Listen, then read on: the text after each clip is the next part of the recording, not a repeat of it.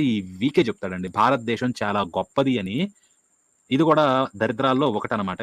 నా భారతదేశము చాలా గొప్పది అని నమ్ముతాను. ఎందుకనంటే సో భారతదేశం గొప్పదండి. కానీ ఎందుకు ఇందాక ధర్మ గారు మీరు వీడియో పెట్టారు కదా, ఉన్నారా? ఇంకా వీడియో ఉందా? ఉంది కదా? ఇప్పుడు కాదు, వీడిది స్క్రీన్ షాట్ పెట్టండి. వీడిది ప్లే చేసిన తర్వాత తీసుకుందాం. చూడండి పాస్టర్ల చెల్లంగితనం ఎలా ఉంటుంది, ఎంత అంటే ఫోక్ టంగ్ అంటారు కదా, 2 నాలుకల ధోరణి, టోపాస్ బ్లేడ్ అనేది ఎలా దిగుతుంది అనేది చూడండి. ఇప్పుడు మీకు లైవ్ డెమాన్స్ట్రేషన్ అనమాట ఇది. చూడండి. సృష్టికర్తల కోసము ఫస్ట్ ఆఫ్ ఆల్ ప్రపంచంలో ఎవరికైనా అర్థమైతే భారతదేశానికి అర్థమవుతుంది. ఎందుకనంటే వేదములు గాని ఈ యొక్క గ్రంథాలలో నిక్షిప్తముగా సత్యదేవుడు ఒకే ఒకడు ఉన్నాడు అనే విషయం గాని, ఆయన వస్తాడు యజ్ఞం అవుతాడు అన్న విషయం గాని నా భారతీయులకు బాగా తెలుసు, ప్రకటించబడి అసలు. సో దీని మీద మాట్లాడదామా ఎప్పుడైనా? నా భారతీయులకు తెలుసు ఏది వస్తాడు, దేవుడు యజ్ఞం అవుతాడు అని చెప్పి. భువనసేనాభి అడి బొందండి, ఏడుందండి. ఓకే, వేదాల్లో ఉంది, నా భారతీయులకు తెలుసు, భారతదేశం గొప్పదన్నాడు కదా. ఇక్కడ ఈ లైవ్ లో ధర్మ గారు పెట్టారా? ఇది చూడండి, వాడి చెల్లంగా తను ఇందా చూపించిన వీడియోని మళ్ళీ ప్లే చేస్తా. ప్లే చేయండి సార్. పౌలు గారు ప్లే చేయండి.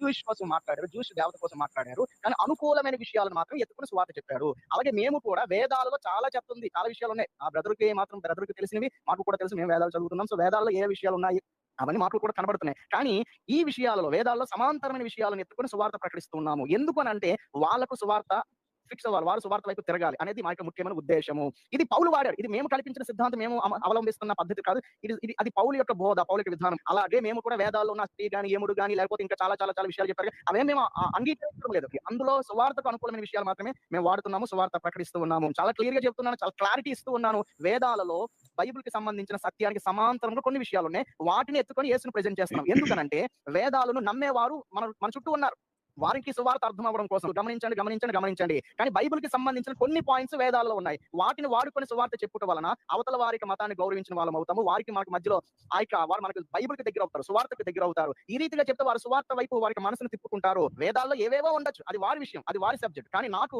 వారిని క్రిటిసైజ్ చేయడం అనేది నా యొక్క పద్ధతి కాదు, నాకు మ్యాటరే కాదు. కాబట్టి వాటిని ఎత్తుకున్నాను. మనం మొట్టమొదటిగా సిలువ వేయబడిన యేసును చూపించాలి, అది మన మెయిన్ ఎజెండా, అది పౌలు ఎజెండా. ఇంతకన్నా 2 నాలుకల సర్పం ఉంటుందా? ముందే చెప్పాడు చెత్త అని చెప్పి, తర్వాత పబ్బం గడుపుకోవడానికి జనాల్ని మోసం చేసి వీళ్ళ సువార్త వైపు తిప్పడానికి ఎన్నన్నా బొంకుతారండి. వ్యాపారం కోసం ఏదైనా తింటాం, ఏదైనా చేస్తాం. మళ్ళీ ఇది ఇంకింతకన్నా వేరే ప్రూఫ్ అవసరం లేదండి.